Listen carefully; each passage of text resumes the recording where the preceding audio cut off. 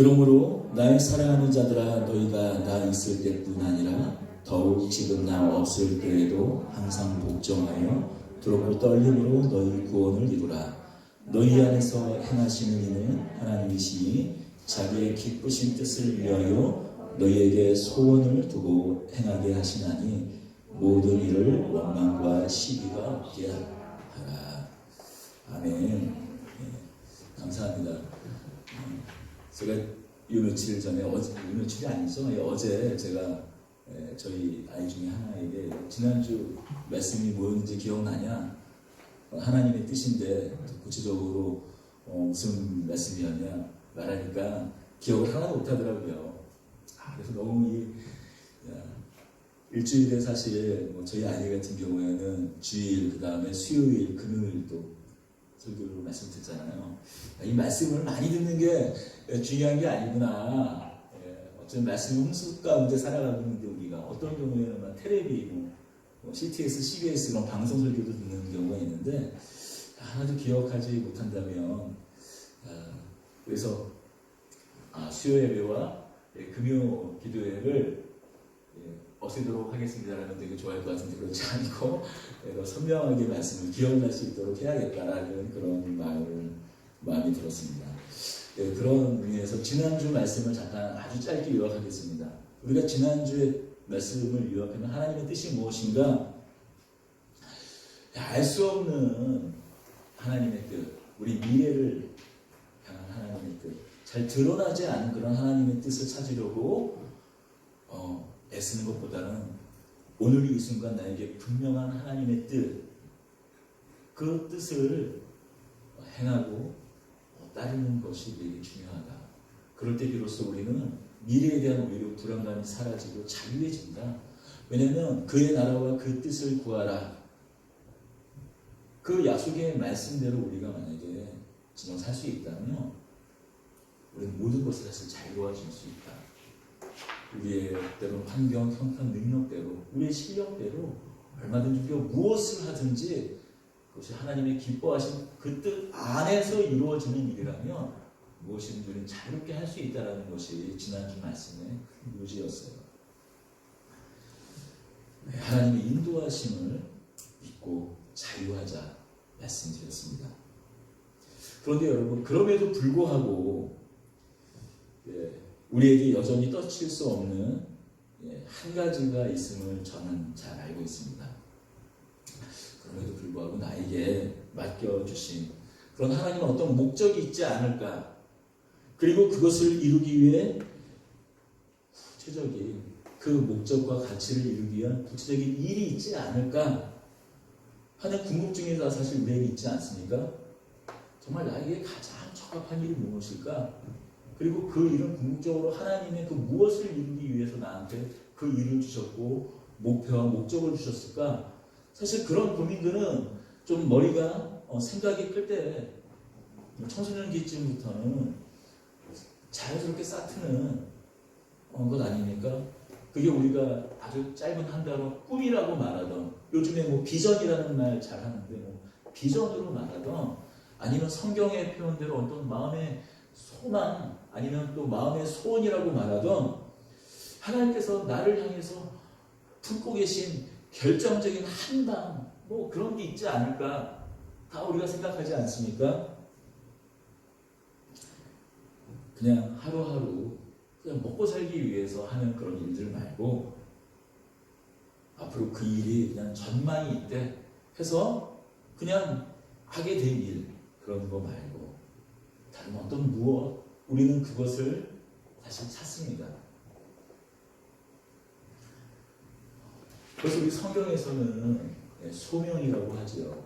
그걸 좀 더 그 지난주에 좀 넓게 하나님의 뜻에 대해서 좀 살펴보았다면 한 사람 인생 가운데 한 사람 가운데 부르시는 하나님의 그 소명과 또 소명 안에서 이루어지는 좀 직업에 대한 것들을 좀 살펴보고 싶습니다. 여러분, 사실 이 소명이라는 말 처음 들어보진 않잖아요, 그렇죠? 소명이라는 말. 사실 소명이라는 말이 이 기독교 신앙적인 용어예요. 특별히 예전에는 소명하면 지금도 뭐 소명받았다 하면 무슨 말로 많이 쓰여요. 뭐 목회자로 부름받았다, 하나님께서 부르셨다, 뭐 선교사로 부르셨다, 어떤 전임 사역자나 특별히 어떤 그런 교육자, 하나님의 일을 전적으로 전임해서 하는 사람들을 부를 때 우리가 소명이라는 말을 쓰긴 하지만 사실 그거는 그 예전에는 그렇게 많이 생각했지만 이제 소명이라는 말이 이 종교개혁 시대 이후에는 이제 만인 제사장이라는 말 다 들어보셨잖아요. 모든 일에 하나님 나라 안에서 하나님께서 부르신 그 모든 일이 거룩하다. 성직과 세속적인 일에 구분이 없다. 하나님의 뜻 안에서 하나님의 그 기쁘신 뜻 가운데 하는 일이라면 그 모든 것이 거룩한 일이다. 라는 이야기를 우리가 많이 들어봤을 것입니다. 그래서 사실 이런 우리 그 종교개혁 이후에 소명과 직업 간의 그 관계되는 이런 관계가 사실 그 예전에는 소명과 직업이라는 게 많이 좀 이제 분리된 어떤 개념이었는데 이 소명과 직업이 이제 좀 합쳐졌어요. 그래서 소명과 그 직업이 많이 이 직업이라는 게 많이 그 개념이 이렇게 섞여졌어요. 그 한 가지 예를 말씀드리겠습니다. 우리가 직업의식이라는 말을 쓰잖아요. 직업의식이라는 말을 씁니다. 요즘에 직업의식이라는 말을 많이 쓰는 사실 그게 소명의식, 소명이라는 말이에요. 여러분, 우리가 직업의식이 있다는 말을 할 때 그 말이 무슨 말인가요? 그저 그 일을 잘하는 사람, 전문적인 기술을 잘 가지고 있는 사람, 뭐 예를 들면 의사가 그러면 그 병을 잘 고치는 사람, 물론 의사는 그 병을 어떤 환자의 병을 잘 고쳐야겠죠. 또 고치기에 앞서서 잘 진단해야겠죠. 하지만 그 의사가 아무리 환자를 잘 진단하고 그 병을 고친다고 하더라도 우리가 어떤 의사가 직업의식이 없다라고 말하는 경우가 있잖아요. 그럴 때 직업의식이 없다 그러면 그 사람이 의사로서 실력이 뭐 형편없을 때 그런 말도 하지만 더 중요한 것은 어떤 의미예요? 의사라는 것이 본래 갖고 있는 어떤 그런 그 소명, 아픈 환자에 대해서 마치 내가 아픈 것 같이 긍휼하고 아픈 마음을 느끼고 자신의 그 모든 내가 비록 그의 질병, 그의 모든 것을 다 할 수 있는 능력이 없더라도 그 환자가 낫기를 바라며 의술을 펼치는 그런 사람들을 우리가 직업의식이 있다라고 얘기하잖아요. 그리고 그런 마음이 없이 다만 그냥 의사가 돈을 많이 벌지. 그러니까 어렸을 때부터 오직 내가 잘 먹고 잘 살겠다. 나의 직업을 뭐 집안을 일으키겠다. 라는 그 신념 하나로 의사가 되고 실제로 개업을 해서 직업의가 되었다면 그 사람이 아무리 그 일을 훌륭히 수행해낸다고 하더라도 우리가 직업의식이 있다라고 얘기하잖아요. 그냥 직업으로서 그 사람은 의사일 뿐이죠. 그런데 우리가 말하는 이 직업의식이 원래 우리가 소명의식이라고 말하는 것이었어요. 자신의 어떤 삶의 목적, 자신의 어떤 삶의 가치를 위해 구체적으로 내가 이 세상 가운데 하는 일, 그것이 이제 직업이고 그 일을 이끌고 있는 그 본래적인 가치가 무엇인가, 그것이 바로 우리가 소명이라고 했습니다. 다시 한번 정리하자면 직업은 이렇게 표현할 수 있을 거예요. 이렇게 정의할 수 있을 겁니다. 한 사람에게 수익을 제공하는 일, 사람이 감당하게 된 어떤 특정한 일의 분야를 직업이라고 할 수 있을 거예요. 그러면 소명이라는 말은 과거에는 주로 성직자들의 부르심을 또 하나님이 한 사람을 하나님의 일을 맡기시려고 부르시는 것을 소명이라고 했지만 이제 우리의 오늘날의 이 개신교의 가치로 다시 한번 표현하자면 나의 시간과 에너지와 재능을 세상에서 하나님을 섬기는데 사용할 수 있도록 주신 목표, 가치, 그것을 소명이라고 할 것입니다. 이것이 소명에 대한 일반적인 이야기를 나누었어요. 또 이 소명과 직업에 대해서 좀 더 한번 좀 자세하게 좀 이야기를 나누자면 이런 말씀을 좀 드릴 수 있을 것 같습니다. 예를 들어서 우리가 그 중학교나 고등학교 때 봉사활동을 하잖아요. 또 지금 같은 경우에는 이 중학교 때 봉사 점수가 봉사를 해야 그 점수가 의무적으로 그 봉사활동을 그 봉사 점수를 의무적으로 받아서 고등학교 진학하는데 그 내신으로 사용되지 않습니까? 또한 우리가 고등학교 때도 대학 진학을 위해서 어떤 학생부 전형, 그 종합 전형이라고 학종이라는 것을 위해서 봉사활동을 하기도 하고요. 그래서 중학교 때 봉사활동을 하다가 대부분 봉사활동을 하면 뭐 거리 청소 같이 그런 약간 허드렛 일부터 시작해가지고 뭐 어르신들을 이렇게 하는 그런 요양센터나 아니면 각종 봉사단체에서 봉사할 기회를 기회가 주어졌는데 그 봉사를 하다가 거기 어떤 큰 감동을 받아서 자신의 인생, 내가 이 일에 나의 평생 삶을 한번 걸어보고 싶다. 그런 마음이 소명을 받는 과정일 수 있어요. 자, 하지만 또 그렇다면 그런 마음의 감동이 전부 다 사회복지학과를 전공해서 사회복지사로 다 나가는 건 아니지 않습니까? 어떤 사람 같은 경우에는 자, 그러면 내가 이 세상에 어려운 사람들, 그런 사람이 있는데 저런 사람들을 위해서 뭔가 하고 싶은데 아니 여러 이 사회의 이 나라의 제도를 보니까 근데 너무나 빈틈이 많이 있다. 제도가 잘못돼서 그 제도로 다 보호할 수 없는 많은 사람들이 있구나. 그래서 이 세상에 무엇이 잘못되었는지, 어떤 제도들이 잘못 만들어졌는지, 법은 잘못되었는지 그것들을 세상 사람들한테 알리는 사람들이 있죠. 사회운동가들이 있잖아요. 또 운동으로만 하다 보니 그것이 한계를 느껴서 정치인이 되는 사람들이 또 있습니다. 또 누구는 의사가 될 수도 있죠. 분명히 이 비슷한 소명으로 묶일 수 있는 일들이지만 구체적으로 다양한 직업이 그 소명을 이룰 수 있는 직업이 돼요. 어떻게 보면 같은 소명으로 정의될 수 있더라도 그 직업은 얼마든지 달라질 수 있습니다. 그러니 소명과 직업이 같다라고 할 수가 없는 거예요. 어떤 한 사람의 소명이 얼마든지 다양한 직업으로 나타나고 또한 그 직업으로 성취가 될 수 있는 것입니다.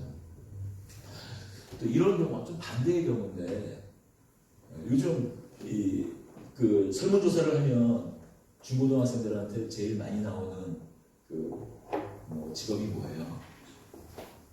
건물주잖아요. 근데 사실 건물주 다음에는 공무원입니다. 올해여시도 작년이죠. 올해 나오는 발표자는 작년이니까 지금 계속해서 건물주 같이 좀 그런 거 많이 빼면은 여전히 계속 부동의 1위는 공무원이에요. 왜 공무원이 되고 합니까? 충분히 이해가 돼요. 합리적인 판단으로는 공무원을 할 수밖에 없어요. 왜냐? 우리가 일반적으로 생각하는 우리에게 잘 알려진 그런 대기업을 군대를 남자 같은 경우는 군대를 제대해서 27, 28에 4년제 대학을 나와서 대기업에 입사를 했어요. 그러면 45에서 좀 그래도 열심히 해서 임원까지 되면 50대 정도의 은퇴를 한다고 쳐요. 그렇게 해서 받을 수 있는 그 기대 수익이라는 것이 임원까지는 못 가더라도 하여튼 기대 수익이라는 것이 평생 60세 맞나요? 62세로 공무원 은퇴 나이가 정정이 60세죠. 제가 기억하면 만 60세입니까? 아니면 우리나라 나이 60세인가? 그냥 만 60세라고 치죠. 60세에 은퇴를 할 때까지 받는 월급 더하기 공무원 연금을 다 합하면 대기업에 다녀서 평생 얻을 수 있는 기대 수익보다도 공무원으로서 얻는 기대 수익이 훨씬 더 많아요. 더군다나 대기업은 그 해에 걸맞는 어떤 그런 승진이라든지 연차에 걸맞는 승진을 하지 못하면 옷을 벗어야 되는 그런 압박이 있고 실제로 명예퇴직을 당하지만 공무원은 평생 9급으로 들어가서 평생 승진을 못하고 9급으로 나와도 예, 뭐 누가 옷 벗으라고 강요받지 않습니다. 혹시라도 비리를 저지르지 않는다는 말이죠. 그래서 공무원이 됐어요. 열심히 공부해서 일찌감치 공무원의 뜻을 품어 중학교, 고등학교. 그래서 어떤 경우에는 제 현수막이 붙었더라고요. 고등학교는 이문계인데 대학 진학이 아니라 누구누구 공무원 시험 합격해가지고 현수막이 옛날에는 무슨 어느 대학 들어가면 현수막 붙었는데 지금은 공무원 학교 고등학교 졸업해서 바로 뭐 4년 동안 대학 가서 그 시간 허비할 바가 뭐냐, 그냥 고등학교 때 아예 그냥 공무원 준비를 해가지고 공무원 고등학교 졸업하자마자 공무원 네, 합격해서 공무원이 되는 사람도 있습니다.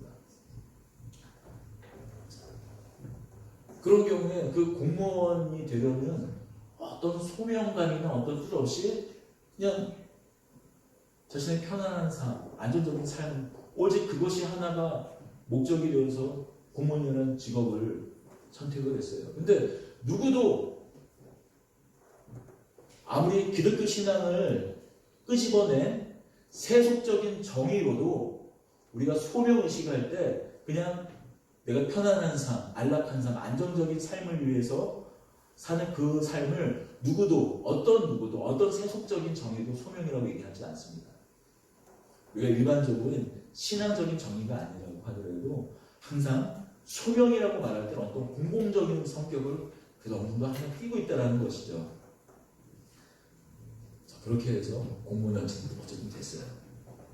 근데 우리가 구청 공무원이던 하다못해 제일 작은 행정기관인 주민센터에 가면은 발령을 어떤 부서에 발령을 받잖아요. 그런데 대민 사회복지부서 같은 데 발령을 받은 거예요. 근데 발령 받은 부서가 말 그대로 사회복지, 이제 취약계층들을 막 조사를 하기도 하잖아요. 이제 그 정부에서 전산으로 돌려진 취약계층 리스트를 받아서 여러 가지 지원 서비스를 신청하는 사람들이 그거에 맞나, 그냥 단순히 전산으로 열람하거나 조건이 되는 그냥 지원하고 계좌에 송금하는 단순 업무도 있지만 때로는 실사를 나가기도 하고, 비록 그 제도에다 들어오지는 않더라도 한번 직접 실사를 나가서 사정이 어려우면 정부에서 제공하지 못한다고 사회기관에 매칭을 시켜줄 수 있나, 그런 업무, 다양한 업무들도 사회복지사들이 하게 되거든요. 주민센터나 구청에. 자, 어쨌든 그냥 우연히 동사무소, 주민센터, 구청 행복센터에 가서 그런 일을 맡게 됐는데, 그런 일을 하다 보니까 내가 전혀 맞닥뜨리지 못했던 삶을 사는 사람들을 보게 되었어요. 가슴이 아파졌죠. 조금씩 그런 사람들에 대한 마음의 부담감이 생겼습니다. 그래서 한 번도 생각해보지 못한, 내가 이런 사람들에게 내 이 직업을 통해서, 공무원이라는 직업을 통해서 내가 이런 사람을 도와줄 수 있구나, 생각보다 나의 일이 가치 있는 일이구나라는 생각이 들어서 이 일을 더 내가 잘 알고 싶다. 그래서 대학원, 사회복지대학원을 들어가고 하나하나 이전에는 다만 그냥 공무원으로서 그냥 사회복지 일만 담당했다면 나중에는 여러 이 정부기관 안에서 어려운 사람들을 위한 더 여러 가지 일들을 감당하는 사람이 되었다고 칩시다.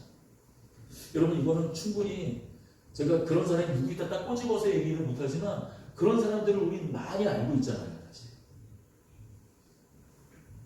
모르겠어요. 요즘에 제일 텔레비 많이 나오는 사람이 있어요. 이제 이름은 기억이 안 나는데 지금 보건복지부에 코로나 발표를 계속 하고 있는 분이 계세요. 그 현황하는 여자분인데 보니까 그 노란 장바에 입고 탈의를 해가지고 처음에는 양장 옷 입고 이렇게 있다가 사진에도 나왔더라고요. 한 보름 전의 모습, 지금 오늘 모습 이렇게 비교해서. 그분이 서울대 의학과를 나와서 공무원이 되신 분이에요. 그랬어요. 아마도 그분이 어떻게 공무원이 되시는지 모르겠지만 아마도 그 일을 통해서 어떤 소명감을 가지고 그분이 원래 의사였지만 사회복지와 관련된 보건복지부와 관련된 그런 일을 맡아서 계속 이어나간다고 또 생각이 듭니다.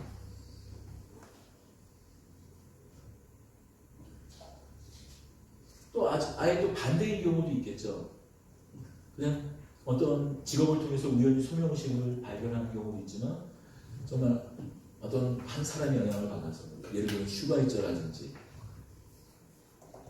아니면 뭐 이태석 신부님이라든지 뭐 다양한 그런 사람들의 영향을 받아서 나의 평생을 분쟁 지역 가운데 의술을 펼치고 아니면 뭐 재난을 당하는 사람들 뭐 아주 오지나 낙도 같은 곳에 의술을 펼치고 싶은 어떤 그런 마음 때문에 어렸을 때부터 분명한 사명을 가지고 공부를 열심히 해서 의사가 됐어요. 학교 다닐 때는 제법 막 낙도 같은 데 가기도 하고 그랬죠. 대학 같은 데 보면 동아리 활동에 의대 같은 곳에 그런 그 활동을 하는 뭐 얼마 전에 또 한참 됐지만 뭐 IT 같은 데 지진이 나면 의료봉사도 하는 그런 사람들이 있지 않습니까? 근데 이제 졸업을 해서 의사 면허를 따고 이제 그쯤에 이제 결혼을 하는 거죠. 아이도 금방 또 생겼어요. 가정이 생긴 거죠. 또 양육하고 보호해야 되는 가족과 자녀가 생겼습니다.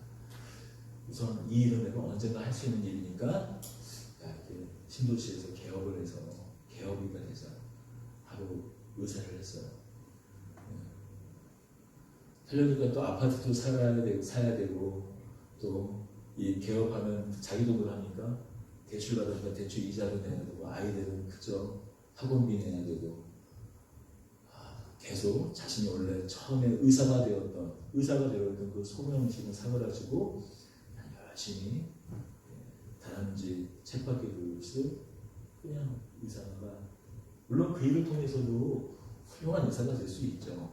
하지만 그가 처음 그 의사가 되었던 그 첫 부르신 그 소명은 지금 그에게 사라진 것이죠. 이게 소명과 직업과 소명은 때로 한 사람이 어떤 감동을 받아 소명의 어떤 부르심으로 그 일을 하기도 하지만 나중에 설사 그 소명 때문에 그 직업을 갖지만 소명이 또 끝까지 지켜지지 않는 경우도 우리 삶 가운데 얼마든지 우리가 찾을 수 있습니다.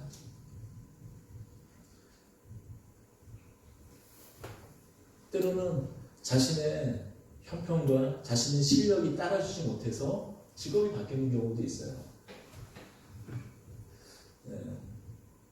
제가 이제 같이 교제하고 같이 책을 읽는 목사님들끼리 고향 파주에서 이제 책을 읽는 모임인데 뭐 실명을 거론하지는 않을 거니까 좀 간단하게 예를 들자면 뭐 저랑 가깝게 지내는 목사님 딸이 있는데 간호사가 꿈이에요. 간호사가 꿈이니까 열심히 간호대학은 정말 들어가기 힘들잖아요. 그래서 공부 실력으로만 다 들어갈 수는 없고 수시 같은 경우에는 학종으로 봉사활동 같은 것들을 이렇게 해서 자기 또 프로필을 만들잖아요. 스토리를 이렇게 만들잖아요. 그래서 병원이라든지 여러 의료활동 관련된 그런 봉사활동을 통해서 학생부 종합 학종부 종합 전형으로 이제 여러 간호대학을 진학했는데 이제 뭐 어떻게 학교 성적이 좀 모자랐었던 것 같아요. 그래서 최근 이제 만나서 교제 사실 잘 그런 건 뭐 아이 학교 어떻게 됐어요? 그런 거 잘 안 묻는데 뭐 어떻게 얘기하다 보니까 먼저 얘기를 해주더라고요. 저기 어떤 학교에 사회복지학과에 입학을 했다고. 때로는 정말 내가 가고 싶은 곳은 간호대학이지만 집안 여러 형편과 여건상 재수할 수 있는 상황은 안 돼서 하지만 그 마음 가운데 아마도 그 친구가 간호학과를 가려고 했던 이유는 어려운 사람들을 좀 세상에서 소외된 사람들을 내가 성심성의껏 하나님의 마음을 담아 이렇게 도와주고 보호하고 싶은 그런 마음이 커졌겠죠. 그래서 간호학과 대신에 아마 사회복지를 택한 것 같습니다. 나중에 다시 기회가 되면 다시 간호학과를 갈 수도 있지만 이렇게 현실적인 어떤 그런 상황과 또 여건 때문에 때로는 그게 현실적인 실력이 될 수도 있고 자기 소명이 있음에도 불구하고 그것을 발휘할 수 있는 구체적인 직업, 일단 전공이 정해지면 어느 정도 직업이 이제 좀 좁혀지는 거 아닙니까? 이렇게 직업이 또 바뀔 수도 있는 그런 경우는 얼마든지 있습니다.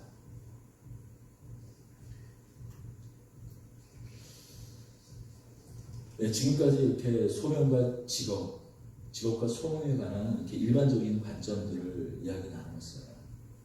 자, 그렇다면 이제 좀 구체적으로 우리가 소명을 어떻게 보면 지금 이제부터 본론입니다. 이제부터 좀 더 구체적으로 소명을 발견하는 방법을 좀 이야기 나누려고 해요. 그러나 먼저 이 소명을 발견하는 방법을 말씀드리기에 앞서서 반드시 좀 짚고 넘어가고 싶은 부분이 있어요. 오늘 이 시간에 제가 아주 길게 설명을, 이제 소명이 어떤 것이다 딱 한마디로 정의될 수는 없지만 소명과 직업이 무엇인지 어떤 개념은 분명히 잡으셨다고 생각을 합니다. 하지만 반드시 짚고 넘어가고 싶은 부분은 무엇인가 하면 오늘 이 시간이 다만 자신을 가치 있게 하는 것이 무엇인가, 자신의 직업으로 이끄는 것이 무엇인가 하는 것에 나누는 것에 그친다면 오늘 하는 말이 요즘에 너무나 많은 자기개발 프로그램과 다를 게 아무것도 없는 거예요. 여러분, 인간은 직업으로 규정할 수 없습니다. 또 소명도 지금까지 말씀드렸지만 어떤 직업 하나로 그 소명이 다 드러나지 않아요.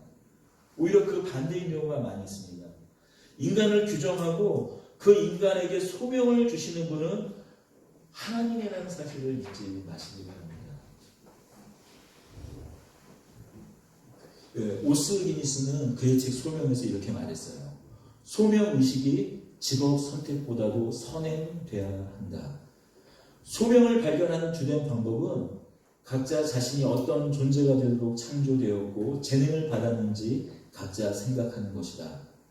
세상은 내가 당신이 하는 일이 곧 너라고 말하지만 소명은 내가 누구인지 알아 그 일을 하라는 것이다 라고 말했습니다.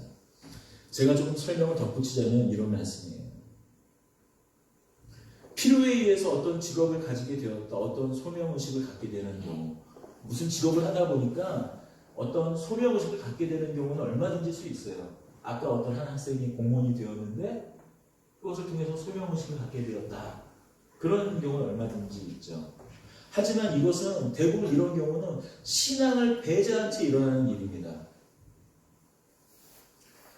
오늘날 세상의 사조, 무신론적인 사회에서 우연히 세상을 지배하는, 우연히 지배하는 세상에서 우연히 지배하는 세상, 우연히 내가 어떤 직업을 가졌는데 어떤 일을 갖게 됐다, 어떤 마음을 갖게 됐다, 이런 우연적인 마음이 아니라, 물론 그런 우연적인 마음도 귀합니다. 하지만 우리 신앙에 있어서 이렇게 바람직한 방법은 아니죠. 소명은 지금 오늘 말씀의 제목처럼 부를 쏟자 이름 명자예요. 누군가 나의 이름을 불러주는 거예요. 세상의 필요, 세상의 니들을 위해서 내가 불리워져서 내가 거기 끌려가는 것이 아니라 하나님의 크신 창조의 목적, 나를 향한 그 계획에 따라 내가 부름받아 그 하나님의 뜻에 부름받아 사는 것입니다. 그 부름에 나의 인생을 거는 것입니다. 만약에 우리의 소명이, 우리의 부르심이 그저 세상에 있다면 어떻게 될까요? 세상에서 나를 부르는 소리가 멈추면 나는 더 이상 존재 가치가 없어집니다. 나를 찾는 사람이 없어요. 얼마나 많은 사람이 은퇴 위에 그 쓸쓸하고 적막한 시간들을 보냅니까? 이제 자신의 존재 가치도, 또한 이제 계속 치고 올라가는 사람들의 그 후배들의 그 실력에 밀려서 더 이상 세상이 나를 불러주지 않을 때 나의 존재 목적과 가치도 함께 사라지는 것이죠. 그것이 세상의 부름일 수 있어요. 하지만 세상이 아닌 하나님의 부르심, 하나님께서 우리를 부르실 때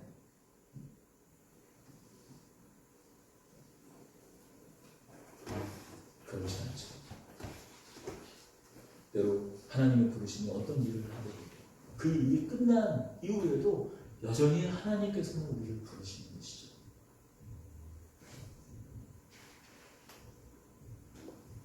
더 이상 세상의 필요를 내가 채울 수 없다면 나의 존재의 목적 그것은 끝나는 것이 아닙니다. 하나님께서 우리를 불러주실 때 소원아, 지원아, 문현아, 성곤아, 예린아, 예승아 하고 우리의 이름을 불러주실 때 우리는 비로소 우리의 존재 목적을 찾게 되는 것입니다. 여러분, 꽃이라는 그 김춘수 시인 김춘수의 혹시 시를 기억하십니까?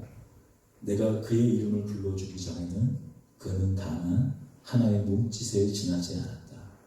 내가 그의 이름을 불러주었을 때 그는 나에게로 와서 꽃이 되었다. 내가 그의 이름을 불러준 것처럼 나의 이 빛깔과 향기에 알맞는 누가 나의 이름을 불러다오.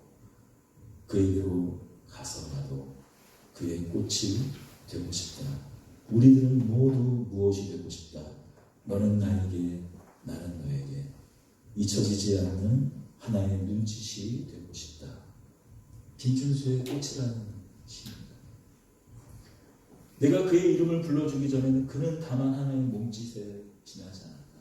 하나님께서 우리를 불러주시기 전에는 어쩌면 우리의 그 수많은 노력, 우리의 애씀은 어쩌면 공허한 몸짓에 불과했죠. 여러분, 하나님께서 아브라함을 불러주셨습니다. 아브라함이 갈대아 우르에 지낼 때 오늘 이란 이라크 사이 어느 곳에 있는 그 우르 지방에 지낼 때 하나님께서 아브라함아 아브라함아 부르셨어요. 하나님께서 아브라함을 부르셔서 본토 친척 아비집을 떠날 때 그것은 다만 가나안 땅으로 옮기라라는 이사가라는 의미는 아니었습니다. 그저 이사가면 너 부인이지 자식 줄게. 그런 조건으로의 부르심이 아니었어요. 세상이 붙들린 것이 아니에요. 하나님께 붙들린 사람이 어떻게 하나님을 신뢰하고 하나님을 따르고 순종하며 사는지 온몸으로 경험하는 삶으로 하나님께서 아브라함을 부르셨어요. 그래서 그의 후손들을 통해서 어떻게 똑같은 그런 하나님의 부르심에 합당하는 삶을 사는지 그 모본으로 아브라함을 부르신 것입니다. 하나님께서 모세에게 나타나셨습니다. 그의 나이 80. 애굽에서 왕자로 입양되었다가 자신의 동족 이스라엘 백성들이 핍박당한 모습을 보고 애굽 사람들을 핍박하는 그 노예를 감독하는 애굽 감독하는 사람을 죽이고 결국 도망자의 신세를 삽니다. 40년 동안 도망자의 신세를 살아요. 그의 나이 80대 되었을 때 그가 시내산 광야 어디쯤 있을 때 불타는 떨기나무 하나를 바라보게 됩니다. 하지만 꺼지지 않는 불타는 떨기나무 하나를 바라보게 돼요. 신기하고 궁금해서 또 기이한 느낌이 들어 그곳으로 갑니다. 하나님께서 모세를 부르셨어요. 모세야, 모세야, 너가 서 있는 곳은 거룩한 곳이다. 모세를 부르셨어요.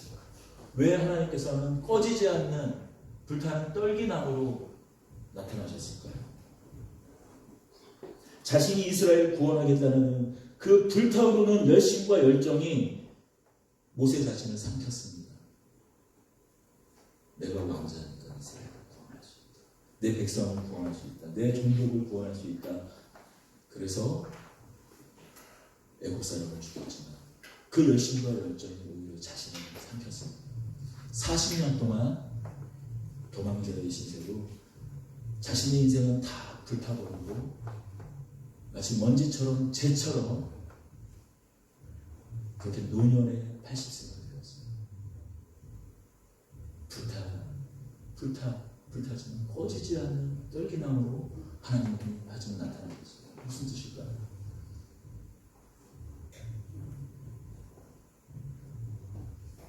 하나님의 부르심이 누군가의 희생을, 누군가의 인생을 갈아서 부셔서 만들어지지 않는다.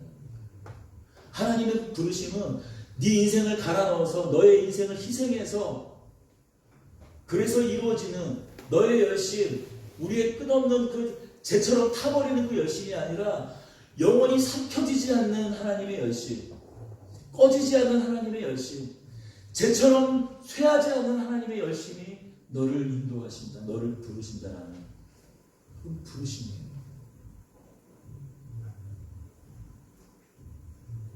그래서 모세와 함께 이스라엘 백성들이 그 부르심에 붙들려 그 신의 광야 40년을 보내게 됩니다. 하나님의 열심이 어떤 열심인지 꺼지지 않는, 포기하지 않는, 쇠하지 않는 그 열심이 어떤 열심인지 모세를 통하여 드러나게 됩니다. 예수님께서 바울아 바울아 부르십니다.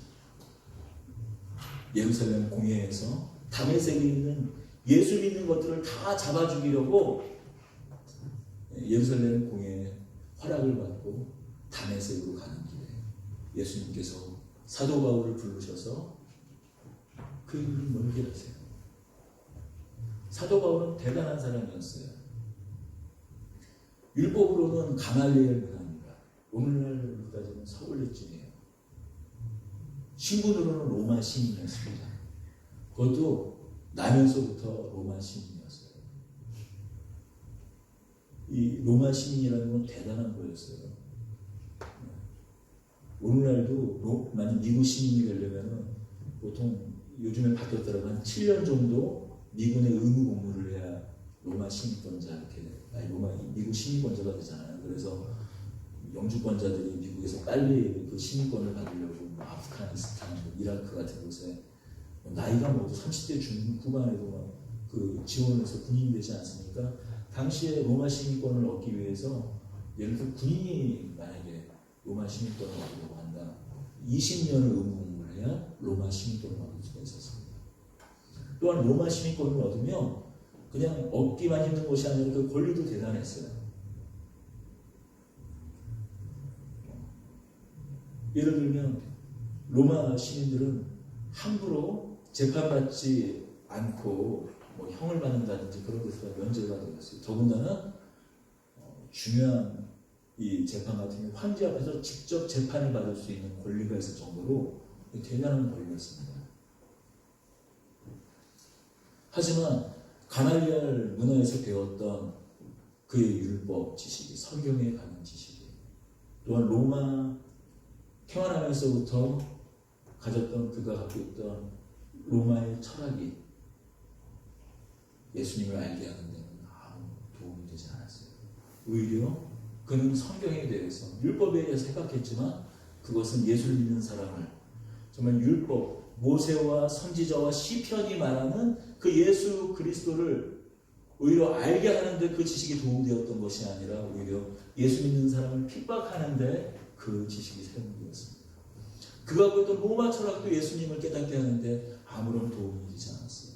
오히려 그가 가졌던 지식들은 그의 눈을 멀게 하는 지식이었습니다. 예수님께서 그를 만나서 그를 불렀을 때 오히려 그는 눈이 멀었어요. 결국 아나니아라는 예수님의 제자가 그에게 안수해 줬을 때 그를 덮었던 모든 비밀들이 벗겨나갈 수 있었어요. 여러분, 그저 외로운 몸짓으로 우리의 인생이 마치 사도 바울이 눈에 비늘이 덮인 것처럼 자신은 이 삶을 잘 살고 자신의 뜻과 목적을 가지고 살아간다고 하는 것 같지만 어쩌면 우리는 하나님의 이 온전한 부르심 앞에 대면하고 직면하지 못하면 우리는 외로운 몸짓으로 어쩌면 사그러질 그런 인생을 지는 겁니다. 그래서 우리는 하나님의 이 부르심에 반응해야 돼요. 문현아, 성건아, 소원아, 지원아, 문현아, 성건아, 소원아, 지원아, 예린아, 예승아, 준성아, 미나, 죄송합니다. 수고가 하나님 나타나서 박수홍님 그렇게 부르지는 않으실 것 같아요. 여러분, 우리를 부르는 이 부르심을 우리는 직면해야 합니다. 어떡하죠? 예, 스킬풀, 이 소명을 이루는 그 방법이 이제 본격적으로 나가는데 아직도 이 어쩌면 서론과 본론 사이에 있는데 그 다음에 좀 더 나누기도 하겠지만 그래도 아주 간략하게 그렇다면 아주 짧게 소명을 발견하는 방법 6가지 좀 간략하게 좀 정리를 하겠습니다. 먼저 하나님께서는 우리에게 소명을 발견하게 하실 때 물론 예전에는 구약의 시대에는 이렇게 환상과 꿈을 통해서 자신의 뜻을 드러내 주시지만 이제는 우리가 어떻게 하나님의 부르심을 깨닫게 하시는가 강한 동기를 주세요. 내게 흥미를 주셔서 마치 오늘 우리가 읽은 본문과 같이 너희 안에서 행하시는 하나님이시니 자기의 기쁘신 뜻을 위하여 너희에게 소원을 두고 행하신다. 마음의 깊은 강한 동기를 우리에게 주신다는 것이죠. 그 동기가 원동력이 됩니다. 이거 있잖아요. 막 어떤 희생도 각오하게 하고 나의 인생, 나의 전생을 완전히 사로잡는 어떤 강한 동기 있잖아요. 이거 안 하면 나 미칠 것 같아. 부모님한테 나 이거 하고 싶어요. 이건 해야 돼요. 누가 말해주지 않아도 가르쳐주지 않아도 그러니까 마음가에 어느 순간에 그게 딱 꽂혀가지고 꽂힌다는 말 하잖아요. 그 마음에 강한 어떤 동기, 어떤 그런 열정이 안에서 생겨서 도저히 헤어나오지 못하는 어떤 그런 사로잡는 마음으로 우리를 붙드시는 거예요. 그래서 그 마음이 그 강한 동기가 희생과 때로는 그것 때문에 다른 모든 것을 포기하게 하기도 하는 그런 원동력, 그런 동기를 우리에게 허락하세요. 두 번째는 먼저 이런 말씀을 드립니다. 하나님께서는 대부분의 경우 소명을 주실 때 그 소명에 합당한 능력과 재능도 주십니다. 그러니까 예를 들어서 내가 성악가가 되고 싶은데 어떤 강렬한 마음이 들었어요. 그런데 대부분의 경우 음치는 아니라는 것이죠. 예를 들어서 우리가 어렸을 때 그 성가리 같은 데나 교회에서 성가리 같은 걸 하면 같이 참 그 화음을 맞춰서 하다 보면 어쨌든 이게 좋은 음악이 만들어지잖아요. 좋아하는 음악이 만들어지면 감동이 있잖아요. 근데 내가 막 감동이 생기는 거야. 근데 나는 사실 노래를 잘 못해. 묻어서 가는 거죠.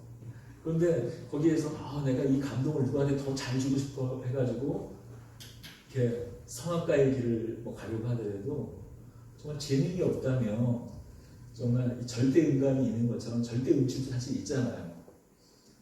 우리가 너목보 맞나요? 너의 목소리가 보여. 거기 보면 이 도대체 하나님도 포기하는 음치가 있습니다. 예를 들어서 소명을 주셨는데 이렇게 대부분 하나님께서는 그 소명을 이룰 수 있는 재능도 함께 주십니다. 세 번째는 우리의 인생 경험이에요. 사실 우리의 인생 경험은 첫 번째랑 두 번째가 함께 묶이는 경우가 많아요. 사실 우리는 어떤 첫 번째 말은 이 동기와 우리의 이 재능을 어디서 발견하느냐? 경험을 통해서 발견합니다. 이 오스기니스의 그 소명에 소개된 인물인데요. 저는 이제 클래식 조예가 깊지는 않아서 바이올린 연주자 중에 예후디 메뉴인이라는 사람이 있다고 해요. 미국에서 태어나서 미국의 유명한 바이올리니스트인데 그 친구가 3살 때부터 뉴욕 같은 경우에는 무슨 뉴욕 필하모닉이고 오케스트라처럼 이렇게 각종 세계적인 공연들이 많이 미국에서 펼쳐지잖아요. 근데 어렸을 때부터 그 예브리 레닌이라는 이 친구를 3살 때부터 부모님이 이 공연장에 데리고 간 거예요. 근데 그럴 때 이 어린 시절 한 연주자를 만나게 됩니다. 루이스 퍼싱거라는 그런 바이올리니스트의 연주를 듣게 돼요. 그래서 이 3, 4살 때 갑자기 그 강렬한, 모르겠어요. 3, 4살 때 그런 강렬한 감동에 사로잡힐 수 있는 게, 사로잡힐 수 있는 게 가능한지 모르겠는데, 그 루이스 퍼싱거라는 그 바이올리니스트의 연주에 감동이 되어서 자신이 나는 바이올리니스트가 될 거라고 완전히 막 사로잡힌 거예요. 그래서 그때부터 부모님한테 떼썼다고 해요. 바이올린을 사주고 제가 저분한테 레슨을 받을 수 있도록 해달라고. 그래서 그 이야기를 듣고 친척이 기특해서 장난감 플라스틱 바이올린을 사줬대요. 그래서 그거 받자마자 집어 던졌다고 합니다. 내동댕이 쳤다고 해요. 내가 원하는 건 정말 바이올린이라고.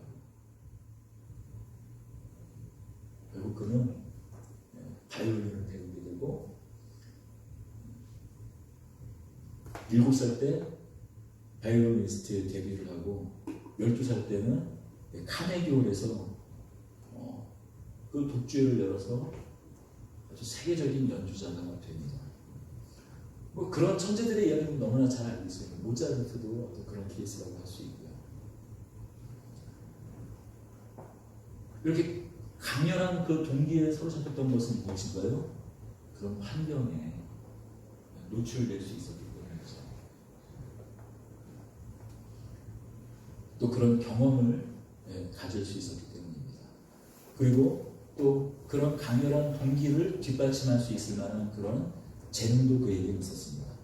물론 정도의 차이는 있지만 대부분 소명을 우리가 받을 때, 하나님 소명을 받을 때는 이런 강렬한 동기와 함께 그의 합당한 재능을 함께 받게 됩니다. 하지만 이런 동기와 재능, 인생 경험이 중요하지만 우리가 또 무시할 수 없는 4번째 일이 있습니다. 동기, 재능, 3번째 인생 경험, 환경이에요. 여러분, 우리가 때로는 이 소명이라는 것에 빠져있는 함정이 뭐냐면 대부분 소명에 대한 그 이해가 현대 산업사회의 어떤 한 면일 수도 있다는 거죠. 여러분, 우리가 시계를 거꾸로 해서 한 500년 전으로 돌아가보자고요. 조선시대에 태어났어요. 그 아버지가 노비는 아니지만 양민이에요. 농사꾼이에요. 약 99%의 확률로 그의 자녀는 평생 농사꾼입니다. 농사를 짓는 선사. 제 말이 틀리지 않잖아요. 그의 태어난 환경에 의해서 그의 부르심이 정해집니다. 물론 그의 삶의 의미와 목적은 얼마든지 깊어질 수 있지만 그건 농사로 사는 것이죠. 농사를. 그래서 유럽은 그 한 4, 5년 전에 각종 길드 조합이잖아요. 대부분 뭐 귀족이나 일반 농민이나 아니면 기술직이다 그러면 길드에 속합니다. 한 집안이 되면 어떤 길드, 뭐 가구 조합에 소속된 집안, 어떤 집안은 악기 장인들이 소속된 집안에 소속이 돼요. 그래서 내가 가구 만드는 그 집안에 소속이 되었으면 거의 평생 가구 만드는 직업으로 평생을 살아요. 되게 엄격하게 그 길드가 지켜졌습니다. 그 집안의 가업으로. 그럴 경우에 때로는 내가 뭐 다른 경험들을 하고 강한 어떤 동기를 받기도 하지만 때로는 그 강한 동기와 어떤 재능이 어떤 자신이 처해진 그 집안의 환경을 넘어서지 못하는 경우가 있죠. 아주 쉽게 얘기하면 구약시대의 제사장 집안에 태어난다고 생각해보세요. 제사장집 아들로 태어나는 레위인 중에서도 그냥 자신이 조건이 싫건 어쨌든 그는 평생을 자신의 의지와 뜻과 상관없이 제사장으로 사는 거죠. 다만 엘리의 두 아들 홈리와 비나스처럼 하나님의 영원한 심판과 저주를 받는 제사장이 되느냐, 아니면 모든 이스라엘 백성들로부터 존경과 사랑을 받고 더 앞서서 하나님의 사랑과 귀한 사용을 받는 그런 제사장이 되는 데 꿈만 있는 것이죠. 그렇지 않습니까?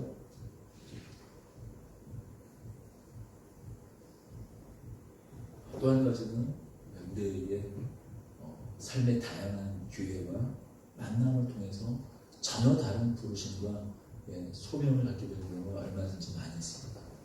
어떤 한 사람이 나타나서 내가 전혀 갖고 있지 않은 지식, 그동안 갖고 있지 않았던 직업임에도 불구하고 어떤 한 사람의 만남을 통해서 기회가 주어져서 새로운 소명과 그 부르심의 길로 가는 경우가 또 우리 삶에 있기도 하죠.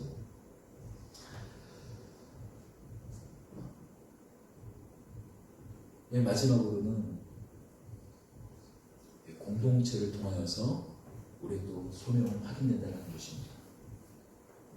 여러분, 아주 극단적인 상황이에요. 만약 어떤 한 사람이 어렸을 때 무인도에 표류하게 됐어요. 무인도에 혼자. 그래서 그리고 제법 성이 이제 커서 뭐 야자수도 있고 바나나도 나오고 먹을 게 있어서 물고기도 잡기 좀 쉽게 잘 다니고, 그래서 어쨌든 평생 태어나서부터 죽을 때까지 또 건강하게 병이 안 걸리고 70살까지 살아 죽었다고 해요. 그럴 수 있는 일 아닙니까? 병이 안 걸리고. 하지만 거기서 평생 뭐 여러 가지 일, 노래도 부를 수 있고 여러 가지 다양한 일을 할 수 있겠지만 자신의 정말 소명이 무엇인지 확인받을 수 있는 그게 아무도 없죠. 소명은 공동체를 통해서 주어집니다. 많은 경우에. 우리 이 가수들이나 아니면 영화배우라든지 특히 예체능하는 그런 직업에 속한 사람들, 나중에 인터뷰를 하면은 공통적으로 많이 나오는 케이스가 뭐냐면, 뭐 가수예요 그러면 어떻게 이렇게 노래를 부르게 되거나 가수가 되었어 이런 얘기를 많이 해요. 교회에서 크리스마스 때 성극을 할 때 노래를 부르게 됐는데 그때 내 재능을 알게 됐다. 노래를 부르고 싶은 마음이 들었고, 그다음에 주일권 선생님이 친구들이 야 너 가수 돼, 너 너무 노래 잘한다 막 칭찬을 들었던 게 계기가 돼서 가수가 되었다 라는 이야기 많이 듣지 않습니까? 또 성극 같은 거나 뭐 우리 교회에서 크리스마스 때 공연 준비 같은 거 하면 연극도 하게 되잖아요. 그때 너 배우 되라. 그리고 또 무대에서는 자신이 너무나 좋고 또 주위에서도 그것을 인정해주고, 물론 그 사람을 가수가 되라고 배우가 되라고 부추겼던 그 사람이 전문가의 식견을 갖고 있지는 않지만 많은 사람들의 그런 비슷한 이야기를 들었을 때 정말 내가 가수가 되보는 건 어떨까? 배우가 되보는 건 어떨까? 꼭 그런 마음의 이끌림이 있는 경우가 있죠. 그래서 하나님은 어떤 공동체, 내 친구나 교사, 누군가의 목소리로 하나님의 소명을 일깨워 주세요. 단순한 이별의 어쩌면 칭찬일 수도 있지만, 여러분 그러나 정말 마음의 진심을 담아 그 한 목소리에, 들은 목소리에 이끌려서 간 걸음이 그의 인생의 소명이 되기도 합니다.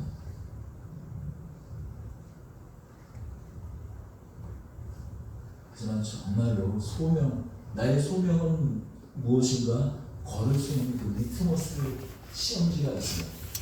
그 일을 통하여 내가 정말 기쁨이 있는가라는 거예요. 여러분, 하나님은 세디스트가 아니에요. 즐겁지 않고 힘든 일을 소명이라는 것으로 억지로 맡기시는 분이 아니십니다. 그게 어떤 경우냐면, 소명을 분별하는 방법이 뭐냐면, 내가 하기 싫은 일, 가기 싫은 곳으로 억지로 내가 하기 싫은 거, 가기 싫은 거, 피하는 것을 소명으로 생각하는 그런 경우도 있어요. 물론 그런 경우가 있습니다. 그런데 대부분의 경우 하나님은 인격적으로 그 사람을 보세요. 그의 모든 인격, 그의 취미, 그의 기쁨, 그가 좋아하는 것, 그의 경험, 그 모든 것을 다 불러서 사용을 하세요. 여러분, 비참함과 버거움이 소명의 표징이 될 수는 없는 것입니다. 이거 있잖아요. 내가 하기는 하지만 이걸 해야 되나? 여러분 생각해 보세요. 제가 목회자로 부르심을 받았지 않습니까? 사실 주일 말씀을 준비하고 설교를 준비하는 게 때로는 많이 고통스러워요. 사실 제가 느낀 건 뭐냐면, 사실 매주 하는 말이 결국 하나님 잘 믿고 예수님 잘 믿고 우리 끝까지 우리 환난과 고통과 고난이 있지만 예수님 잘 믿고 완전하게 임한 하나님 나라가 올 때까지 예수님 다시 올 때까지 우리 믿음을 지키며 잘 살자, 이 말을 똑같이 맨날 하시자면 한 사람도 저한테 붙어있지 않을 거예요. 이 교회에 붙어있지 않을 거예요. 매번 새로운, 물론 그 버전으로, 물론 하나님의 말씀이 또 다르게 항상 다가오죠. 그럼 고민이 있어요. 이 말씀은 뭐 어떻게 전해야 됩니까? 말씀을 준비하는 고민도 있습니다. 힘들고 버거울 때가 있죠. 또 설교를 죽으시며 조용히 유튜브에 올리지 않아요. 눈치챈 분들도 아시겠지만, 꼭 항상 그렇지는 않지만, 누군이 잘 안 돼서 유튜브에 안 올리기도 하지만, 누구 특별이라고 한 건 아니고, 우리 교회가 우리 교회 분위기를 잘 알 수 있게끔 올리는 것이 가능하고요. 그래서 아무튼 아무리 힘들지만 그래도 소명일 때 그 힘들지만 어렵기도 하지만 그것으로 나에게 기쁨이 주기 때문에 그를 감사하는 것이죠. 하나님께서는 우리에게 그 마음의 기쁨을 주셔서, 소원을 주셔서 감당케 하십니다. 그래서 우리가 때로는 힘들다, 벅차다 할 때 견뎌내며 그 일을 끝까지 견디며 할 수 있는 거예요.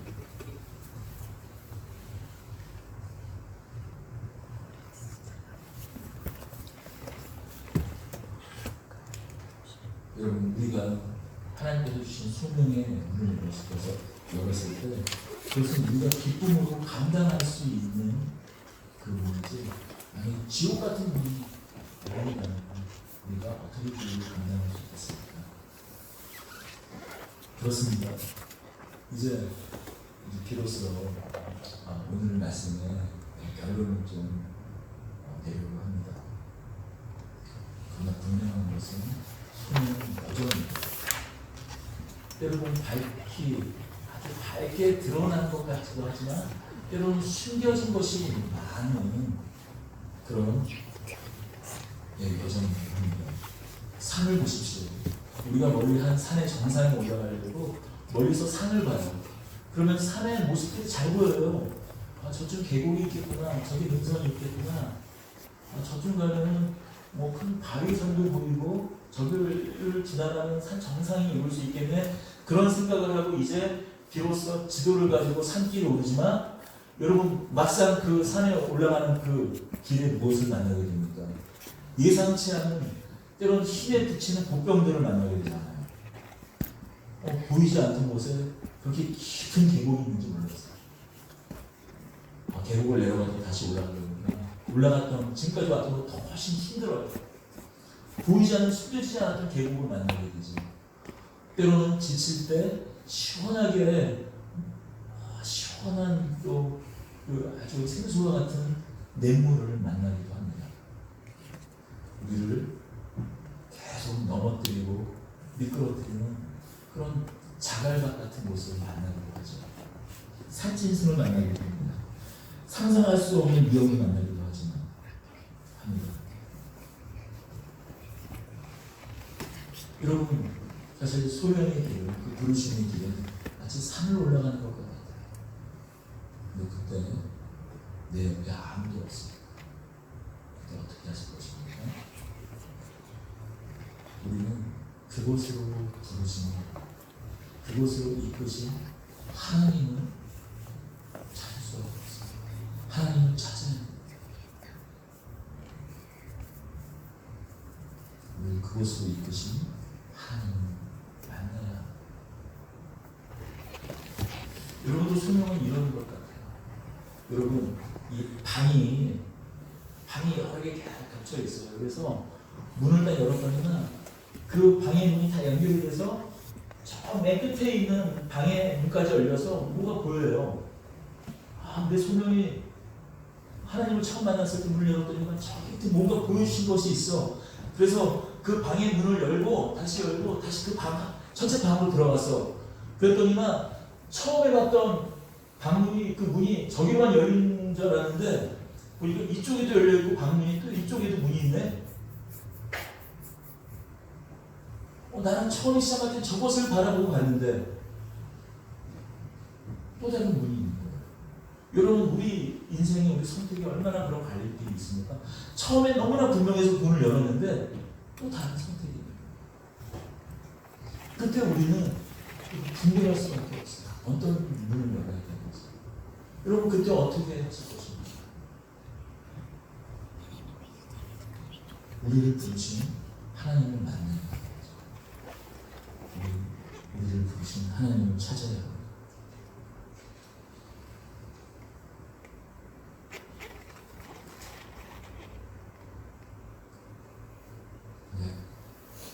그렇게 끝까지 다다랐더니, 끝까지 산에 올랐더니, 여러분, 우리가 오른 그 산이 어쩌면 아주 높은 위대한 큰 산이길 바랬는데 어쩌면 너무나 낮은 구름 같은 언덕일 수도 있어요.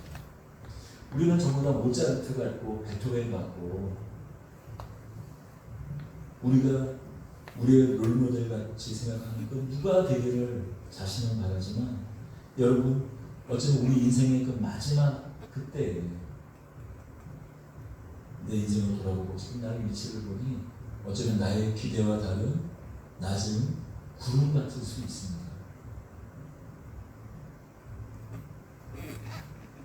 누구도 박수와 누구도 갈채하고 박수 갈채를 보내지 않는 그런 영광이 없는 모습일 수도 있습니다. 하지만 기억하십시오. 우리를 부르신 분은 하나님이십니다. 많은 경우에 모차르트와 같은 베토벤과 같은 그런 정상이 있지 않을 것입니다. 대부분의 사람들은 나지막한 언덕 위에 구름이 있습니다. 그럼에도 불구하고 우리가 슬퍼할 것이 없어요. 예수님의 말씀대로 우리의 보화는 하늘에 쌓아두는 것입니다. 우리가 언젠가 그 마지막 하늘의 문이 오는 순간에 우리가 이 땅을 살아가면서 그의 나라와 의를 구하며 살았기에, 하늘의 뜻이 땅에 이루어지기 위해 살았기에, 하나님을 사랑해서 이웃을 사랑해서 나의 온 삶과 나의 열정을 다 그 부르심을 바쳤기에 그 마지막 하늘의 문이 열리고 이 세상에서 나를 향해 누구도 박수치지 않을지 몰라도 가장 먼저 예수님께서 하나님의 보좌 우편에서 벌떡 일어나 우리를 맞이하실 것입니다. 그리고 또한 우리의 믿음의 선배들이, 우리 신앙의 선배들이, 천사들이 우리를 맞이하며 영광의 박수를 쳐줄 것입니다. 그것이 우리의 부르심입니다. 바라기는 여러분 모두가 여러분을 부르신 하나님의 음성, 그 세미한 음성에 붙잡혀 기쁨으로 하나님의 그 부르심에 응답하여 모든 일에 기쁨과 감사로 원망과 시기가 있는 하나님께 소망을 두는 그런 삶 살기를